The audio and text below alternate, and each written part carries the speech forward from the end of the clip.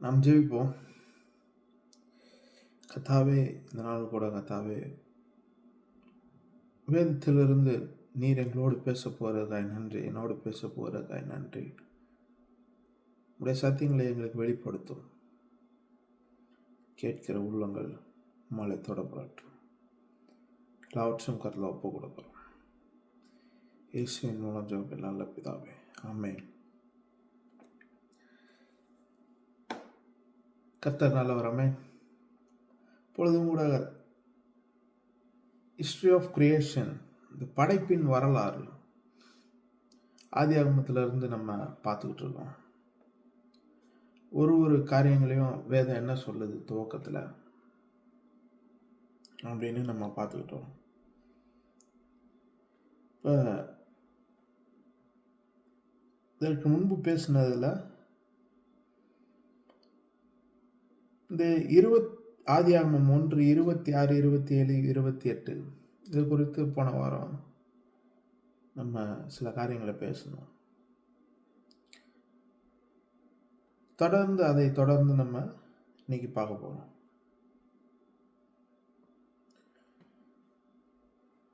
இது ஏன் நம்ம ரொம்ப குறிப்பாக பார்க்க வேண்டியது இருக்குன்னு பார்த்தீங்கன்னா, இதில் மனுஷனை பற்றி,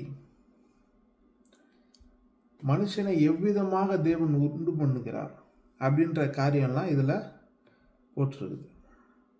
இப்போ நாம் எதற்காக படைக்கப்பட்டோம், நாம் எதற்காக உருவாக்கப்பட்டோம், தேவன் எந்த நோக்கத்திற்காக நம்மை படைத்தார், அப்படிப்பட்ட காரியங்கள் எல்லாமே இதில் அடங்கி இருக்கிறது.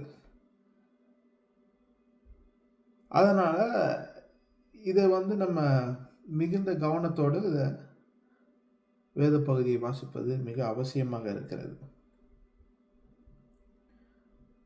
நான் சொன்ன பின்பு தேவன் நமது சாயலாகவும் நமது ரூபத்தின்படி மனுஷனை உண்டாக்குவோமாக என்று சொன்னார்.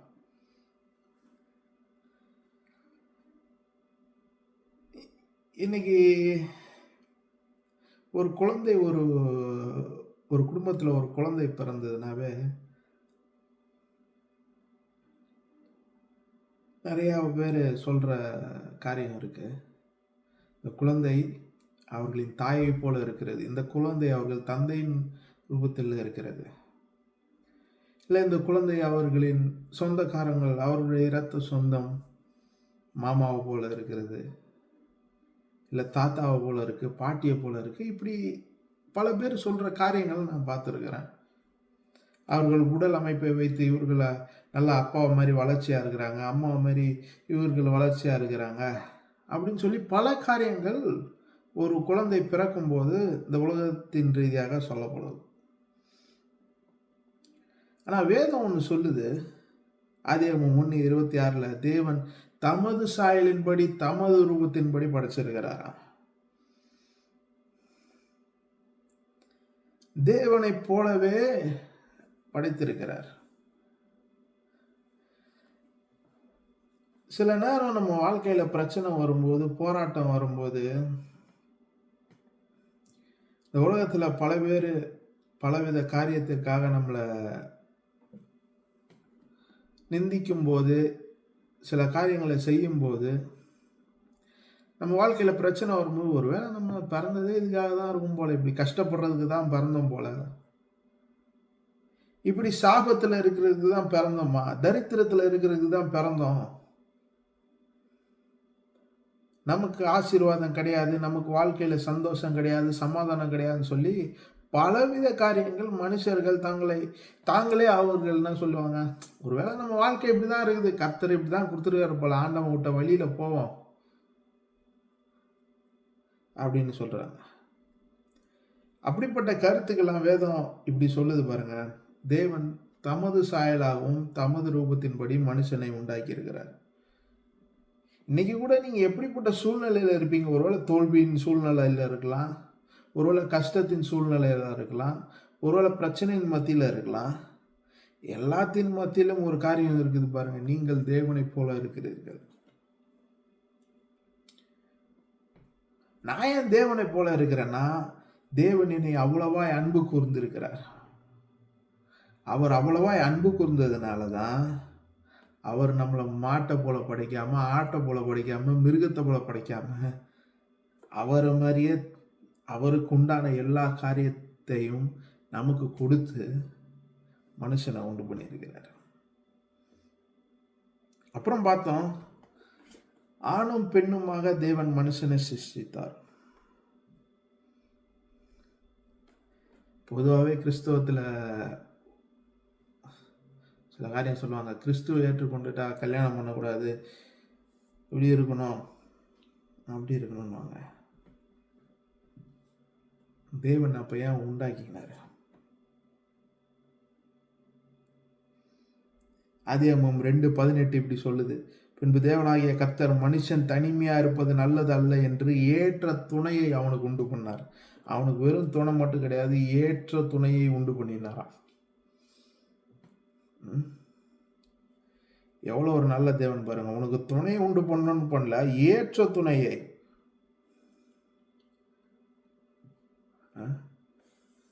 பர்ஃபெக்ட் மேட்ச் பாருங்க.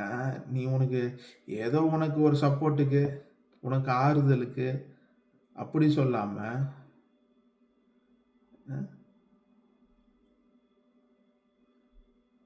உனக்கு ஏற்ற துணையை உண்டு பண்ணுகிற தேவன்.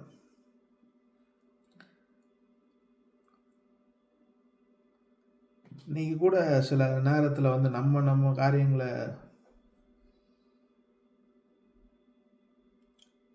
தேர்ந்தெடுக்கிறோம். நம்ம சூழ்நிலைகளுக்கு நேராக இது சரியா இருக்கும், இந்த காரியம் நமக்கு சரியா இருக்கும், நான் அந்த குடும்பத்தில் பிறந்திருந்தா இப்படி இருப்பேன், நான் இந்த குடும்பத்தில் பிறந்திருந்தா இப்படி இருப்பேன்.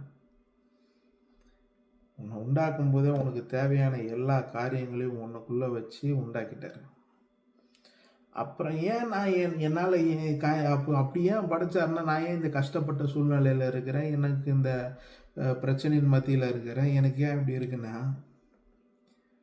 மனுஷன் பாவம் செஞ்சிடறான் பாருங்க. இது பின்னாடி பார்ப்போம். நம்ம மனுஷன் பாவம் செஞ்சோன்னே இந்த பூமி சபிக்கப்பட்டது, பூமி மொத்தமாய் பாவத்திற்குள்ளா வந்தது. இந்த பாவத்தின் விளைவுகள் தான் எல்லாமே பிரச்சனை, தரித்திரம், துன்பம், இது எல்லாமே வந்து பார்த்தீங்கன்னா பாவத்தின் விளைவுகள்.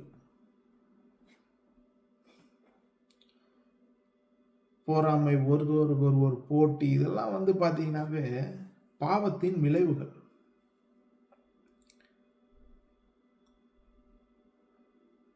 சில நேரம் அப்படிப்பட்ட குடும்பத்தில் நம்ம ஏழ்மையில் பிறக்கும்போது, அப்படிப்பட்ட காரியத்தில் நம்ம பிறக்கும்போது நம்ம என்ன நினச்சிடுறோம், நம்ம ஒரு பாவப்பட்ட குடும்பத்தில் கர்த்தர் பிறக்க வச்சிருக்கிறாரு, நம்ம ஒரு பாவியா பிறக்க வச்சிருக்கிறாரு, அதனால கிறிஸ்தவர் சொல்லுவாங்க நாங்கள் பாவி ஆண்டவர் அப்படின்னு. நீங்கள் பாவி கிடையாதுங்க. ரட்சிக்கப்பட்டதுக்கு அப்புறம் நீங்கள் இயேசு கிறிஸ்து உங்களுக்காக மரிச்சிருக்கிறாரு, நீங்கள் தேவ நீதியாக இருக்கிறீர்கள், தேவனை போலவே உங்களை படைச்சிருக்கிறாரு, நீங்கள் பரிசுத்தமாக இருக்கிறீங்க. அப்படிதான் வேதம் சொல்லுது.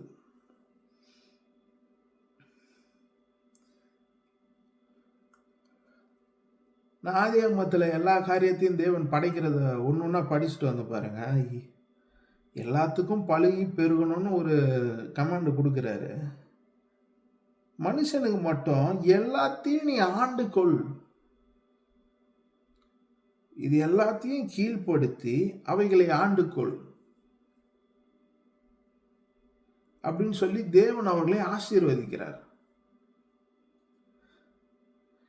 எதையுமே இதுக்கு முன்னாடி படிச்ச ஒண்ணுமே தேவன் ஆசீர்வதிச்சார்னு இருக்காது. அதுங்களை பழுகி பெருகி இருக்கும்படி கட்டளையிட்டார். ஆனா மனுஷனை மட்டும் தேவன் ஆசீர்வதிக்கிறார். இப்ப ஆசீர்வாதம்னா என்னங்க? ஆசீர்வதிக்கிறதுனா என்னங்க? ஒருத்தங்க தன்னுடைய மனமார்ந்து நீ நல்லா இருப்பா, நீ நல்லா இருக்கணும் அப்படின்னு சொல்றது தான் ஆசீர்வாதம். மற்றவங்களுக்கு கொடுக்கறது. பொதுவாகவே இந்த வயசுல மூத்தவர்கள் அவங்க வந்து பலரை ஆசீர்வாதம் கொடுக்கறது நம்ம பார்த்துருக்கோம். இங்கே தேவன் மனுஷனை ஆசீர்வதித்திருக்கிறார். அப்போ பிரச்சனை வரும்போது, போராட்டம் வரும்போது நம்ம சொல்கிறோம், ஆண்டவரே எனக்கு ஆசீர்வாதமே இல்லை, எனக்கு போராட்டமாக இருக்குதுன்னா, வேதம் சொல்லுது தேவன் உங்களை ஆசீர்வதித்திருக்கிறார். கிறிஸ்தவர்களில் ஒரு ஒரு கூட்டம் இப்படி போகுது, ஆசீர்வாதமே நமக்கு வேணாம், சிலுவையை மட்டும் தூக்கிட்டு போனால் போதும், ஆசீர்வாதமே வேணான்னு சொல்லுவாங்க. ஆனால் தேவனே உங்களை ஆசீர்வதித்து தான் வச்சிருக்கிறார். எங்க ஆசீர்வதித்து வச்சிருக்கிறாரு. ஆனா இன்னைக்கு என் கண்ணு முன்னாடி எதுவுமே இல்லை, ஆசீர்வாதம் அந்த சூழ்நிலை இல்லை. நான் அதுக்கு தான் சொன்னேன், பாவத்தின் சாயலாக பூமி பாவத்திற்குள்ளாக மாற்றப்பட்டது. பாவத்தின் விளைவுனால எல்லாமே பிரச்சனை, போராட்டம் வந்தது. இயேசு கிறிஸ்து என்னும் ஒருவராலே நமக்கு கிருபையும் சத்தியமும் உண்டானது. கிருபை என்னன்னா, எனக்கு கிருபை என்னன்னா, இனி நான் பாவத்தின் கீழ் அல்ல, தேவன் என்னை நீதியாய் மாற்றிருக்கிறார். நான் அசுத்தமானது அல்ல, இப்பொழுது நான் பரிசுத்தமாக மாற்றப்பட்டிருக்கிறேன். அப்படி மாற்றப்பட்ட நான் என்ன பண்ணணும்னா, என் வாழ்க்கையில அதுக்கு தான் சொன்னேன், தேவன் எப்படி உலகத்தை சிருஷ்டித்தாருன்னும் போது வார்த்தையினால் உருவாக்குனாரு. இன்னைக்கு பிரச்சனையில எது இருக்குதோ அதை பேசாம உங்களுக்கு என்ன தேவையோ அதை குறித்து பேசணும்னு நான் இதுக்கு முன்னாடி சொன்னேன். அப்ப தேவன் என் வாழ்க்கையில சாபத்தை கொடுத்துருக்கிறாரு, என் வாழ்க்கையில பிரச்சனையை கொடுத்துருக்காருன்னா கிடையவே கிடையாது. ஏன்னா சகல நன்மையான எந்த ஈவும் பரத்திலிருந்து ஜோதிகளின் பிதாவிடத்திலிருந்து வருதுன்னு வேதம் சொல்லுது. வேதம் சொல்லுது, பிரியமானவனே உன் ஆத்துமா வாழ்கிறது போல எல்லாவற்றிலும் வாழ்ந்து சுகமாயிருது. இதுதான் கர்த்தருடைய சித்தம்.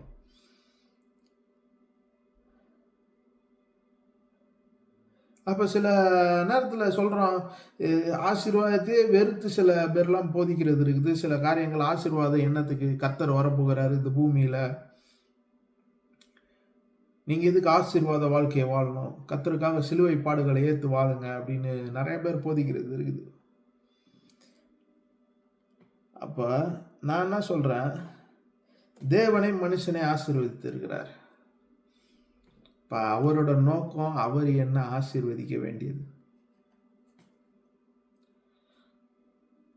சில நேரத்தில் தேவனே மனுஷனை ஆசீர்வதித்தாலும் நம்ம ஆசீர்வாதத்தை பெற மாட்டோம். ஆண்டவரே நீங்க என்ன ஆசீர்வதிக்காதீங்க, நான் பாவியாவே இருந்துடுறேன், நான் குப்பையாவே இருந்துடுறேன், நான் புழுவாவே இருந்துடுறேன் அப்படின்னு சொல்லி நம்ம பேசிட்டு இருக்கோம்.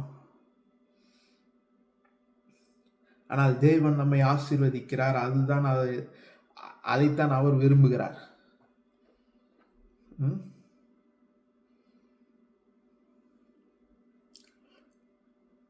எப்படி எல்லாற்றையும் ஆளக்கூடியதாக ஒரு ஆளுகையை கையில கொடுத்து உன்னை ஆசீர்வதிக்கிறார்.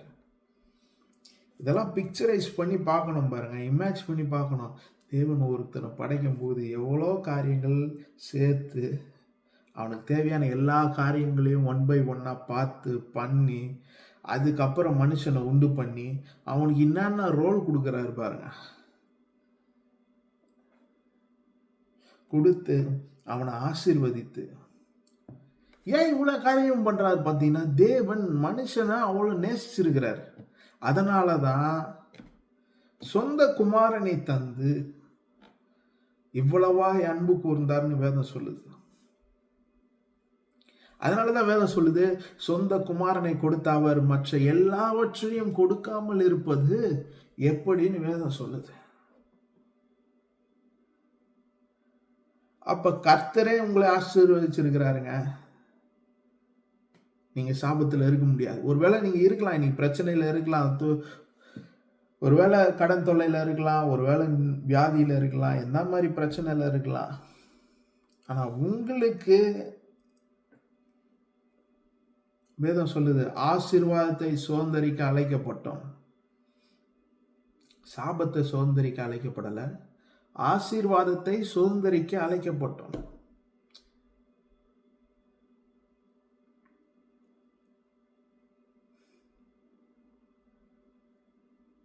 இன்னைக்கு ரொம்ப வருத்தமான விஷயம் என்னன்னா, ஆசீர்வாதத்தை பத்தி பேசினாவே சில பேர் இது கிறிஸ்தவ போதனையே கிடையாது, கள்ள போதனை, இது வேதத்துக்கு எதிரானது அப்படின்னு சொல்லி பேசுறாங்க. ஆனா வேதம் இதே வேதம் தான், நீங்களும் எடுத்து வச்சுக்கோங்க. ஆதியாகமம் 1:28 சொல்லுது பாருங்க, தேவன் அவர்களை ஆசீர்வதித்தார். இன்னைக்கு தேவனே நம்மளை ஆசீர்வதிக்கிறாரு. ஆனால் சில பேருக்கு பிடிக்கல, கிறிஸ்தவர்களுக்கே பிடிக்கல நம்ம ஆசீர்வாதமாக இருக்குது. இன்னைக்கு உங்கள் சூழ்நிலை எதுவாக இருக்கும்னு எனக்கு தெரியாது, ஆனால் தேவன் உங்களை ஆசீர்வதித்திருக்கிறார். கர்த்தருடைய ஆசீர்வாதமே ஐஸ்வர்யத்தை தரும், அதனோடு அவர் வேதனையை கூட்டுவதில்லை. வேதம் இப்படிதான் சொல்லுது பாருங்க. இந்த மாதிரி வேத வாக்கியங்கள்லாம் நமக்கு பரிச்சயமா தெரியும், நமக்கு நல்ல ஞாபகம் இருக்கும், நல்லா வேதத்தை படிச்சிருப்போம். ஆனா பிரச்சனை நேரத்துல எப்படி புரிஞ்சிருக்கிறோம். அதனாலதான் நான் புரிஞ்சு இந்த காரியத்தை ஒன்னா ஒரு சின்ன சின்ன காரியங்களாம் நம்ம பார்க்குறோம். இதை படிச்சுட்டு அப்படியே லைனா படிச்சுட்டு போயிடுவோம். ஆனா ஒரு காரியமும் என்ன செஞ்சிருக்குது, எதுக்காக செஞ்சிருக்குது. மனுஷனை உண்டாக்கும் போதே அவனுக்கு ஆசீர்வாதம், அவனுக்கு விசாலமான இடம், அவன் ஒருத்தனுக்கு என்னென்ன காரியங்கள்லாம் பண்ணியிருக்கு பாருங்க. 2வது அதிகாரத்தில் நீங்கள் எடுத்து படிச்சு பார்த்தீங்கன்னா, ஒரு மனிதனுக்கு 4 ஆறு போகுது, அவனுக்கு தோட்டம், அவனுக்கு ஏற்ற துணைவி. எனக்கு பிடிச்சிருக்கு பாருங்க. சில காரியம்லாம் வேதம் சொல்றது சும்மா ஒரு துணையை கொடுக்கணும்னு கொடுக்கல, ஏற்ற துணை, பர்ஃபெக்ட் மேட்ச்.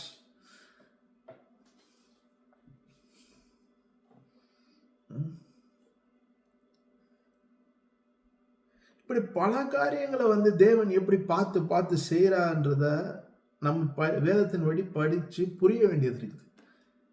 ஏன்னா அப்பதான் இந்த தேவன் எப்படிப்பட்டவர்னு தெரியும். ஏன்னா சில காரியம் நமக்கு கேட்கிறோம், நம்ம கேட்கிற பிரசங்கமும் கேட்கிற வார்த்தையும் சரியானதா என்பது நாம் அறிந்து கொள்ளணும்னா வேதத்தை நம்ம படிக்கணும். மற்றவர்கள் நமக்காக ஜெபம் பண்றது நல்லது, மற்றவர்கள் நமக்காக வார்த்தையை கொடுப்பது மிக மிக நல்லது. ஆனா இது எல்லாவற்றையும் காற்றிலும் நாம் கர்த்தருடைய வார்த்தையை அறிந்து கொள்வது மிக முக்கியமா இருக்கு.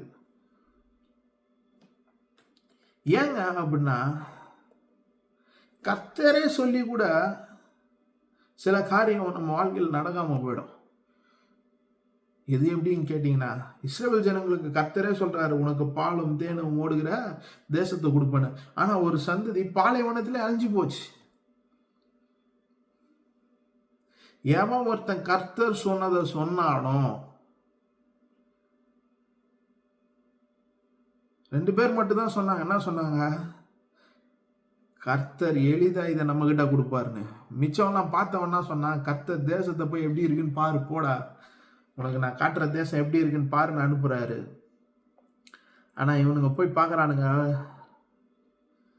அவங்க ராட்சதர் போல இருக்கிறாங்க. நம்ம வெட்டுக்கிளி மாதிரி இருக்கிறோம். ஆனா 2 பேர் மாத்தி சொன்னாங்க, கர்த்தர் நமக்கு சொல்லிட்டாரு, எளிதா இதை நாம் சுதந்திரிப்போம்.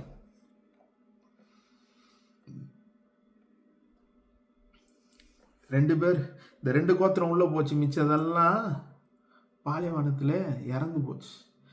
ஆனா வாக்கு தத்துவம் எல்லாருக்கும் காமனா தான் கொடுக்கப்பட்டது.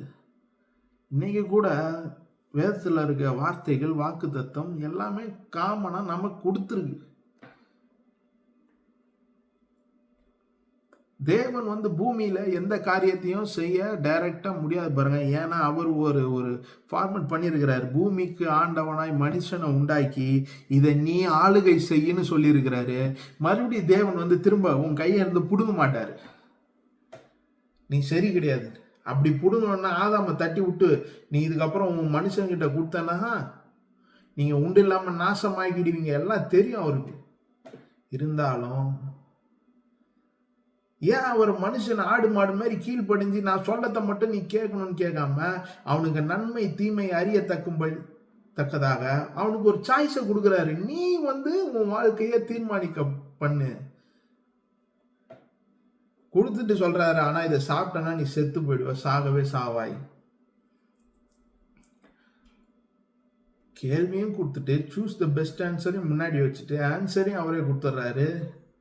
எதுக்கு சரியை செலக்ட் பண்ணணும்ன்ற அந்த பதிலையும் கொடுத்துட்றாரு. அப்படி இருந்தும் நாம் தவறுகிறோம்னா நம்ம வார்த்தையை சரியா புரிஞ்சு கொள்ளலன்னு அர்த்தம். அதற்காக வேதத்தை அதுக்குதான் வேதத்தை நல்லா தியானிக்கணும். அதனாலதான் கர்த்தர் சொல்றாரு யோசுவா கிட்ட, இரவும் பகலும் என்னுடைய வேதத்துல தியானமாயிரு. நீ நம்ம வாழ்க்கையில சொல்றோம் பிரச்சனை பிரச்சனை பிரச்சனை, 24 மணி நேரம் பிரச்சனை. ஆனா பிரச்சனை மத்தியில கர்த்தரை பத்தி என்னைக்காவது நினைக்கிறோமா? கிடையவே கிடையாது.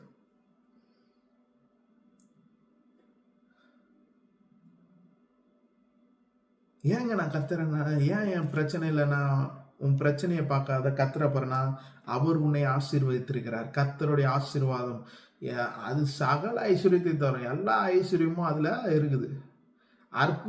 அற்புதத்தை தேடி சில பேர் ஓடுறான். ஆனா கர்த்தருடைய ஆசீர்வாதம் இதுக்குள்ள எல்லாமே, இது ஓவரால் பேக்கேஜ் பாருங்க. அற்புதம் எப்படின்னா, எனக்கு வியாதி வந்தோன்னு எனக்கு சுகத்துக்காக ஜெபிக்கிறது அற்புதம். ஆனா என் சரீரத்துல 365 நாளும் வியாதியே இல்லாம நான் வாழ்றேன்னா அது ஆசீர்வாதம். என் தேவையில என் நெருக்கத்துல ஒன்று சந்திக்கப்பட போது அது அற்புதம். ஆனா நான் நெருக்கமே படாம எல்லா தேவையும் அவர் சந்திச்சா அது ஆசீர்வாதம்.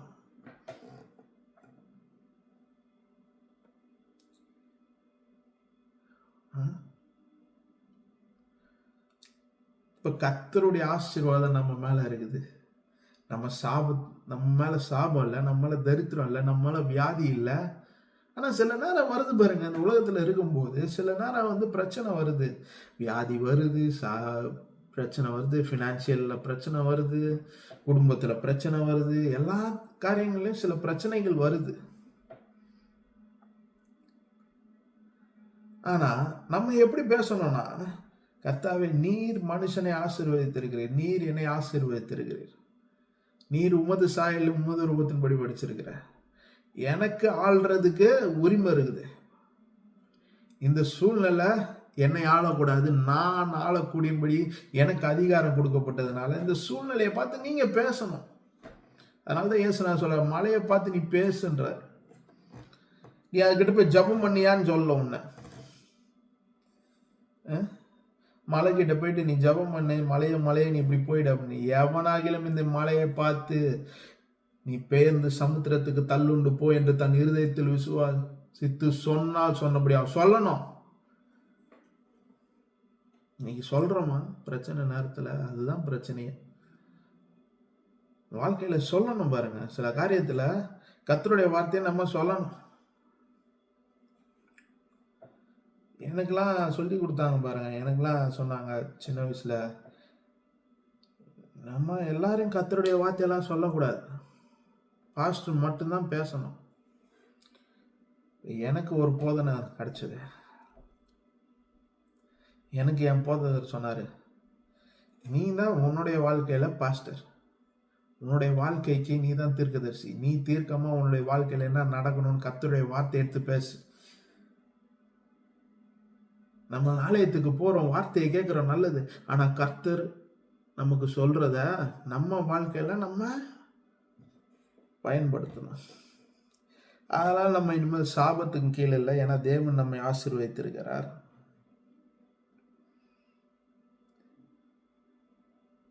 இது குறித்து நிறைய காரியங்கள் பின்வரும் நாட்கள்ல நம்ம பார்க்க போறோம்.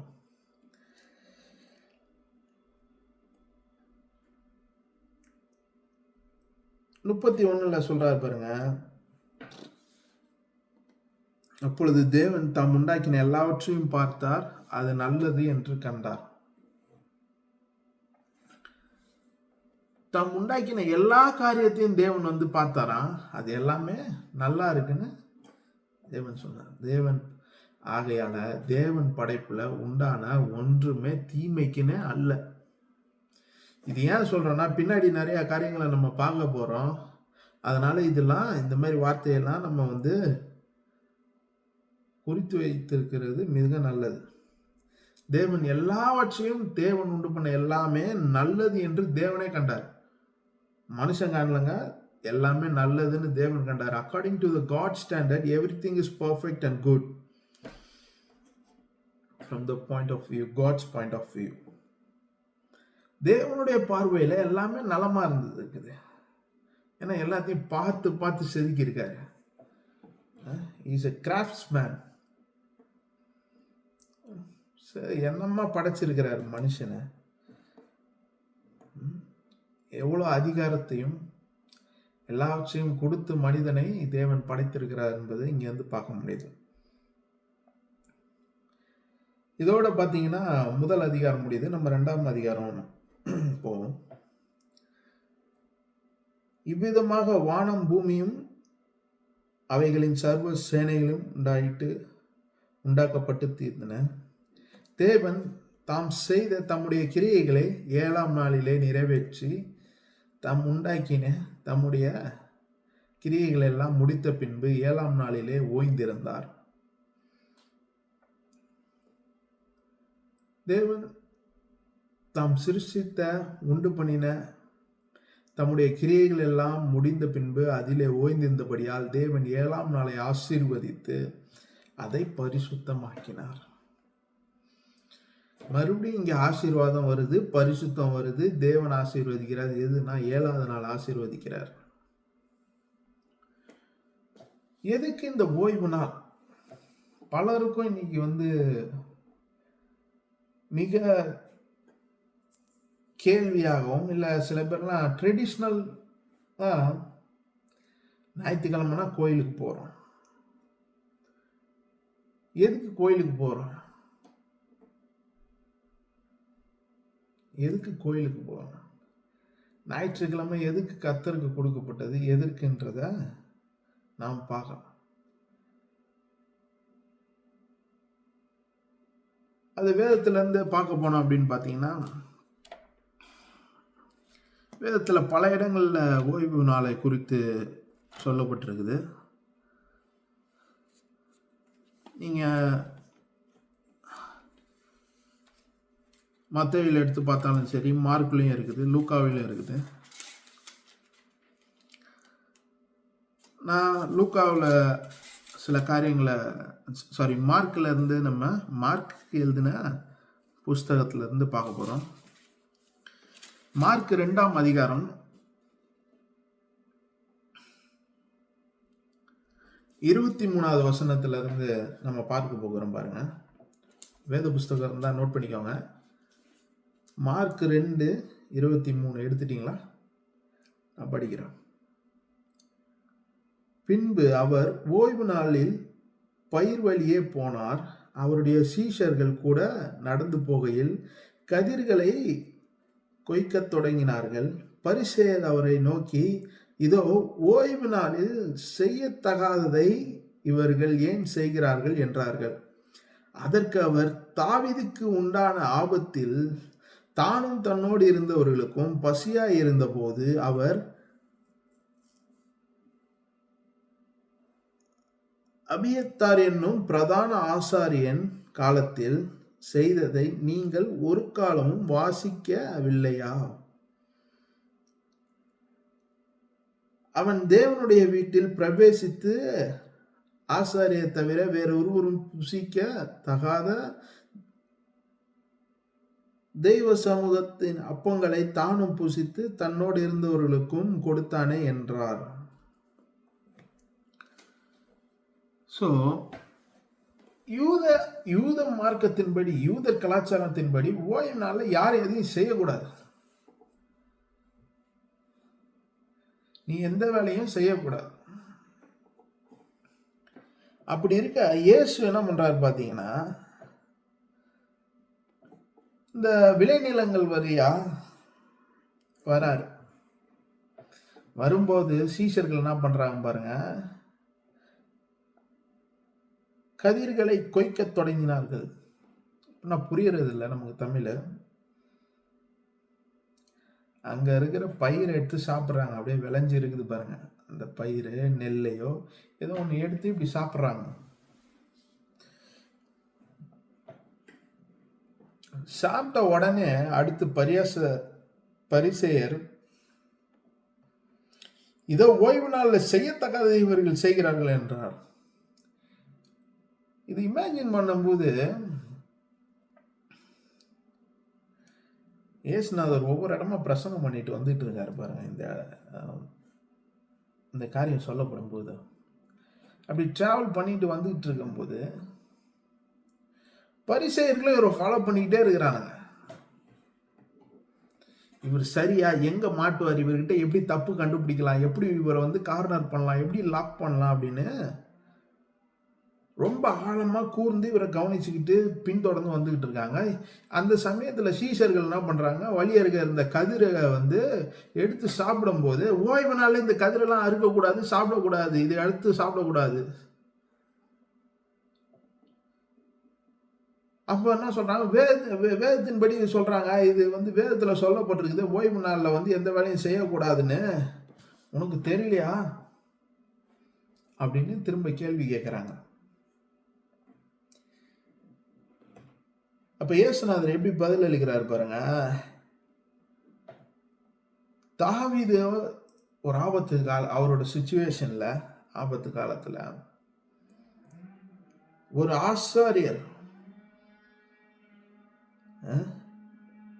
ஆசாரியர் மட்டும்தான் அந்த அப்பத்தை சாப்பிடணும், வேற யாரும் அந்த அப்பத்தை சாப்பிடக்கூடாது. அந்த அப்பத்தை அவரும் சாப்பிட்டு அவர் கூட இருக்கவங்களுக்கும் கொடுத்துட்றாரு. இதுவும் வேதத்துலதான் எழுதி இருக்குது. அப்ப இதை நீ வாசிக்கலையான்னு கேட்கிறாரு. இதை நீ வாசிச்சிருக்கிறியா இல்லையாப்பா? இன்னைக்கும் கூட கிறிஸ்தவர்கள் பலரை எப்படி கேள்வி, நான் வந்து ஒரு ட்ரெடிஷ்னலாக ஒரு கிறிஸ்டின் குடும்பத்தில் பிறந்திருக்கிறேன். நிறைய காரியங்களை நான் வந்து நிறைய பேருக்கு சொல்லும் போது நிறைய பேர் எனக்கு பைபிள் வழியாக கேள்வி கேட்பாங்க. நிறைய காரியங்கள் சிலர் அவங்களோட ஐடியாலஜி படி கேட்பாங்க. சில வேதத்துல இப்படி சொல்லியிருக்குது, நீ இதை செய்றிய அப்படின்வாங்க. வேதத்துல நகைலாம் போடக்கூடாதுன்னு சொல்லி நீ நகை போடுறன்ற. வேதத்துல பெருமையா உள்ளவனுக்கு தேவன் எதிர்த்து நிற்கிறான். நீ பெருமையா பந்தாவா பைக்ல சுத்துற, கார்ல சுத்துற, இதெல்லாம் தேவையா? இந்த பெருமை தேவையா? அப்படின்னும் போது அவங்களுக்கு நம்ம எப்படி நீங்க வந்து சண்டை போடக்கூடாது, கோவப்படக்கூடாது. இயேசுநாதர் எப்படி பதில் சொல்றாரு பாருங்க. வேதத்துல இப்படியும் எழுதி இருக்குதுப்பா, இது ஒண்ணு நீங்க படிக்கலையா? அப்ப வேதத்தை அறிஞ்சிருக்கிறார் இயேசுநாதர், எப்படி படிச்சிருக்கிறார் பாருங்க. உங்களை எப்படி கவிழ்க்கலாமா, உங்களை எப்படி நீங்க பிசாசுக்கும் வேதம் தெரியும். அதனாலதான் பிசாசு இயேசுநாதரை மலை மேல கூட்டு போயிட்டு சொல்றான், நீ இங்கேருந்து தூதர்கள் உன்னை தூக்கிப்பாங்க, கையில ஏந்துவாங்கன்னு வேதத்துல எழுதி இருக்குது. இயேசுநாதர் சொல்றாரு, தேவனாகிய கர்த்தரை பரீட்சை பாராதிருப்பாயாக, இதுவும் எழுதி இருக்குது அப்போல போ சாத்தானு சொல்றாரு. அதனாலதான் நம்ம வேதத்தை குறித்து நம்ம வந்து ஜெபிச்சாலும், நீங்க பிரசங்கம் கேட்டாலும், எல்லா காரியங்கள் செய்யனாலும் கர்த்தருடைய வார்த்தை என்ன சொல்லுது, இது இந்த காரியம் எது என் வாழ்க்கையில என்ன சொல்லுது, என் பிரச்சனை மத்தியில கர்த்தருடைய வார்த்தை என்ன சொல்லுது அப்படின்றத அறிவு நமக்கு மிக முக்கியமாக இருக்கிறது. அதனாலதான் வேதம் சொல்லுது, என் ஜனங்கள் அறிவில்லாமல் சங்காரமாகிறார்கள். அறிவில்லாம அழிஞ்சு போறாங்க என் ஜனங்க. எதை குறித்த அறிவு? உண்டாக்கின தேவனை குறித்த அறிவு. இப்ப இந்த ஓய்வு நாள்ல இவங்க இப்படி சொல்றாங்க. இன்னைக்கு கூட சில பேர் ஓய்வு நாள்ல ஞாயிற்றுக்கிழமை கோயிலுக்கு போனோம். ஆனா ஓய்வு நாள்னா என்ன? 27வது வசனம், பின்பு அவர்களை நோக்கி,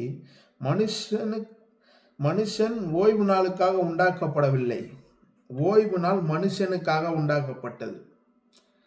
ஓய்வு நாள்ல எதுவுமே செய்யாம இருக்கிறதுக்கு மனுஷன் வந்து படைக்கப்படலப்பா. மனுஷனுக்கு ஓய்வு நாள் உண்டாக்கப்பட்டது. நீ சும்மா இருக்கிறதுக்காக ஓய்வு நாள் கொடுக்கப்படல. ஓய்வு நாள் உனக்கு கொடுக்கப்பட்டதுன்னா எதுக்கு கொடுக்கப்பட்டதுன்னா கர்த்தரை நினைவு கொள்ளணும். நீ வாரம் ஃபுல்லா தொடர்ந்து ஓடுற, உன்னுடைய குடும்பத்துக்காக செலவிடுறோம், நம்மளோட லைஃபுக்காக செலவிடுறோம், கரியருக்காக செலவிடுறோம், எல்லாத்துக்கும் அந்த நேரத்தை ஓடும்போது ஒரு நாள் கர்த்தருக்குன்னு செலவிடுறோம்.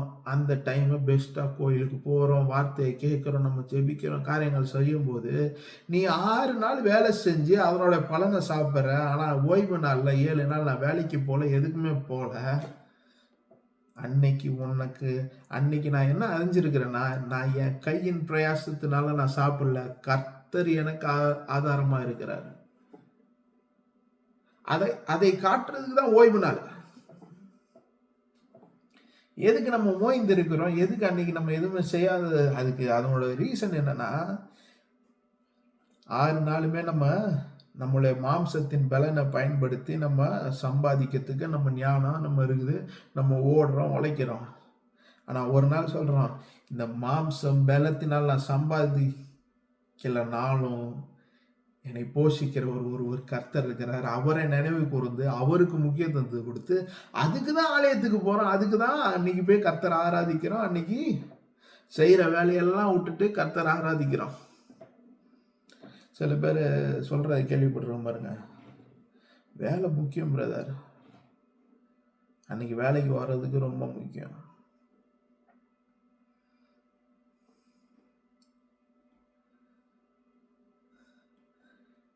நான்லாம் 10th ஸ்டாண்டர்ட் படிக்கும்போது கோச்சிங் கிளாஸ் வைப்பாங்க பாருங்க, சண்டே தான் வாத்தியாருங்க வைப்பாங்க கோச்சிங் கிளாஸ். சண்டே வச்சுட்டு வான்னு நான் சொல்லிடுவேன், நான் வரமாட்டேன், நான் கோயிலுக்கு போனோம், வரவே மாட்டேன்.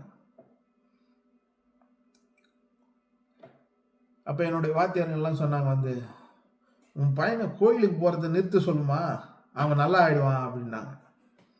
நான் சொன்னேன், எதை நிறுத்தினாலும் நிறுத்துவனே தவிர கோயிலுக்கு போகிறதே என் வாழ்க்கையில் நிறுத்தவே மாட்டேன் நான். ஏன்னா இன்னைக்கு நான் நல்லா இருக்கிறேன், இன்னைக்கு என் வாழ்க்கையில் மிகப்பெரிய காரியங்கள்லாம் நான் செய்கிறேன். நான் யாரையும் நம்பாமல் நான் என்னுடைய பிரயாசத்தில் செய்து நான் முன்னாடி வரேன்னா, எனக்கு ஞானம் கிடையாது, எனக்கு அறிவு கிடையாது, எனக்கு மனுஷன் உயர்த்தலை, என் கர்த்தர் உயர்த்தினார். ஏன் உயர்த்தினார்? நான் அவரை அறிந்திருக்கிறேன். எல்லாத்தையும் அவரை அறிஞ்சதுனால அவர் என்னை உயர்த்தினார்.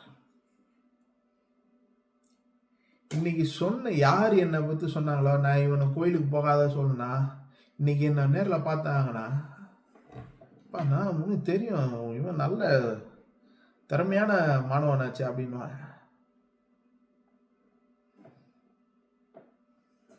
அதனால இன்னைக்கு நம்ம எதுக்கு முக்கியத்துவம் கொடுக்குறோம்? ஓய்வு நாளுன்னும் போது, நான் எல்லாம் இந்த வாரம் ஃபுல்லாக வேலை செஞ்சேன், உடம்பு டயர்டு, என்னோட டயர்டு, அதுக்கு கிடையாது ஓய்வு நாள். ஆகையால் 28வது வசனம் மார்க் 2:28 இப்படி சொல்லுது, ஆகையால் மனுஷகுமாரன் ஓய்வு நாளுக்கும் ஆண்டவராய் இருக்கிறார். அவர் எல்லாத்துக்குமே ஆண்டவராய் இருக்கிறார். இப்போ ஓய்வு நாள்லாம் என்ன? ஞாயிற்றுக்கிழமை கோயிலுக்கு போயிட்டு வந்து கறி சோறு ஆக்கி தின்ட்டு சாயங்காலம் எங்கேயாவது பீச்சு பார்க்குன்னு சுற்றிட்டு, அதுக்கு கிடையாது ஓய்வு நாள். ஓய்வு நாளோட அர்த்தம் என்னன்னா, நான் எதுவுமே செய்யலைனாலும், நான் ஓய்ந்திருந்தாலும் எனக்கு அவர் ஆண்டவராக இருக்கிறார், என் தேவைகளை அவர் சந்திப்பார். என் பிரச்சனை, நீங்கள் மற்ற நாளெல்லாம் ஓடுறோம், எதுக்கு ஓடுறோம்? என் தேவை ஓடணும், பிள்ளைங்களுக்கு ஃபீஸ் கட்டணும், ஓடணும், கடன்காரனுக்கு பதில் சொல்லணும், வீட்டு வாடகை கொடுக்கணும், அதுக்கு ஓடணும், சம்பாதிக்கிறதுக்கு. அதான் கர்த்தர் சொல்றார், நீ ஒரு நாள் ஓய்ந்திரு, உன்னை நான் வழி நடத்துகிறேன்.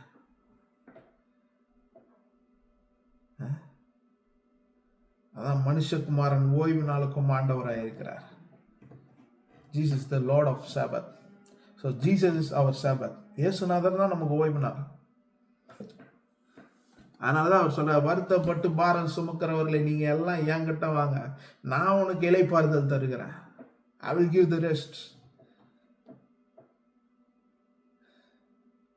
ஸோ ஓய்வு நாள்ன்றதுன்னு பார்த்தீங்கன்னா வேதத்தில் குறிப்பிடப்பட்டது. யூதர்களின்படி கலாச்சாரம் படி எதுவுமே செய்யக்கூடாது, எந்த காரியங்களையும் செய்யக்கூடாதுன்னு கிடையாது. ஓய்வு நாள்னு சொல்லப்பட்டிருக்குது. அடுத்து இயேசுநாதர் அதுக்கு அடுத்து தேவாலயத்துக்கு போறாரு பாருங்க. ஒரு மனுஷன் சூம்பின கைகள் இருக்கிறான், குஷ்டம் இருக்கிறான். அவனுக்கு எல்லாரும் முன்னாடியும் சுகத்தை கொடுத்து சொல்றாரு, உன்னுடைய ஆடு மாடு ஏதோ குழியில விழுந்துச்சுன்னா அதை அன்னைக்கு தூக்காம விட்டுருவியா?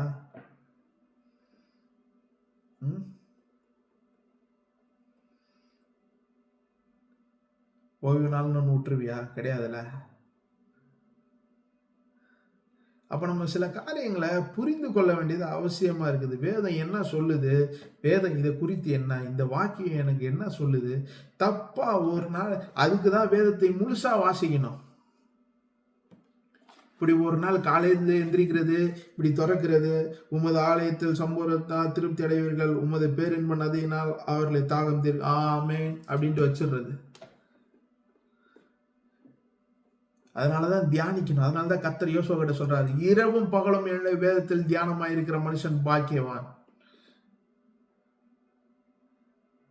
கர்த்தருடைய வேதத்துல இரவும் பகலும் தியானமாயிருக்கிற மனுஷன் அவன் நீர்க்கால்களில் ஓரமாய் நடப்பட்ட ஒரு மரத்தை போலவும், அவனுக்கு இலையுதிர காலமே கிடையாது. அவன் வாழ்க்கையில எல்லா நாளும் கனியை கொடுப்பான்.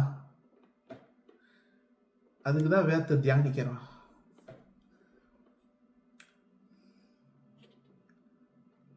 அதனால் ஓய்வு நாள்ன்றது ஓய்வு நாள். ஏன்னா 2வது அதிகாரம் இங்க இந்த தொடக்கத்திலே ஓய்வு நாள் பத்தி சொல்லியிருக்கிறாங்க. கர்த்தரும் ஓய்வு நாளை ஆசீர்வச்சிருக்காரு. இங்கேயும் சொல்லப்பட்டிருக்குது, ஓய்வு நாளுக்கு மனுஷகுமாரன் ஆண்டவராயிருக்கிறார். மார்க்ல சொல்லியிருக்கு. இப்ப எல்லாத்துக்கும் ஓய்வு நாள்ன்னும் போது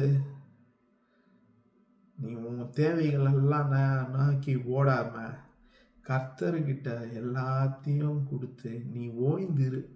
அதுதான் ஓய்வு நாள்.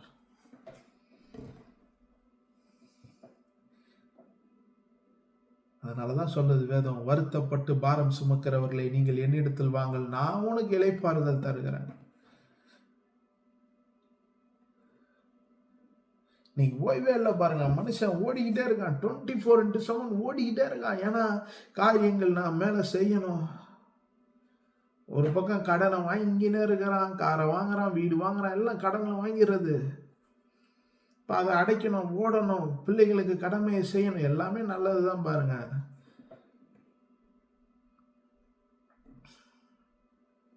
இந்த உலகத்துல நல்லா வாழ்றது நல்லதுதான். ஆனாலும் எல்லாத்தையும் விட கர்த்தருக்கு முக்கியத்துவம் கொடுக்கணும். அதுதான் ஓய்வு நாள். கர்த்தருடைய வார்த்தைக்கு முக்கியத்துவம் கொடுக்கணும்.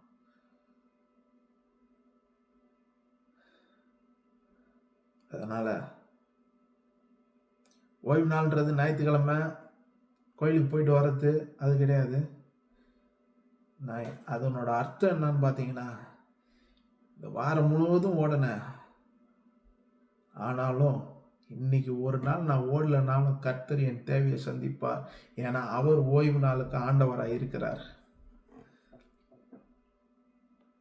எல்லா நாளுக்கும் ஆண்டவராக இருக்கிறார், ஓய்வு நாளுக்கும் அவர் தான் ஆண்டவர். அதனால அவர் என்ன சிங்க குட்டிகள் கூட பட்டினி அடைந்து தாழ்ச்சியாய் கிடக்கும், நான் தாழ்ச்சியாய் இருக்கவே மாட்டேன்.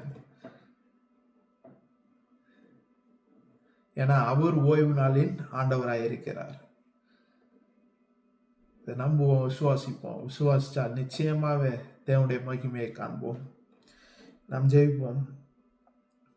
கர்த்தாவே, இந்த நாள் கூட தகப்பனே, எங்களோடு பேசினீர், என்னோடு பேசினீர்.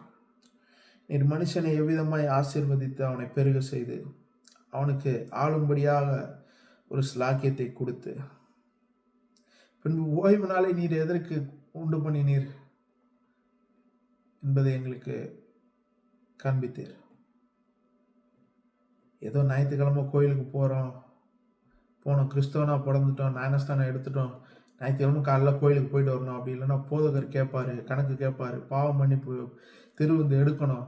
இதுக்கு அல்ல, என் கர்த்தருக்கு முதலிடம் கொடுக்கணும். என் கர்த்தரை நான் முன்னிறுத்தணும். என்னுடைய கிரியையினால் நான் சம்பாதிக்க விரும்பல. நான் கர்த்தருக்கு முதலிடம் கொடுக்குறேன். அவர் என் தேவைகளை சந்திப்பார் என்பதை நான் அறிந்து நான் உணர்ந்து கொள்கிறது தான் ஓய்வு நாள். அப்படிப்பட்ட காரியங்கள் தான் கர்த்தருடைய வார்த்தை கேட்கறதுக்கு நான் அறிந்து ஓடுகிறேன். என்னதான் வேலை இருந்தாலும், எல்லா காரியங்கள் இருந்தாலும், நான் கர்த்தரை நோக்கி இருக்கும்போது தேவைகள் இருந்தாலும் என் தேவைகள் அவருடைய மகிமையின் ஐஸ்வர்யத்தின்படி சந்திக்கப்படும் வேதம் சொல்லுது. அப்படியா ஒவ்வொருவருடைய தேவையும் நீ சந்திப்பீராக. எல்லாவற்றையும் கருத்தில் ஒப்பு கொடுக்கிறேன். மீட்பர் இயேசுவின் மூலம் ஜெபிக்கிறேன் நல்ல பிதாவே. ஆமென்.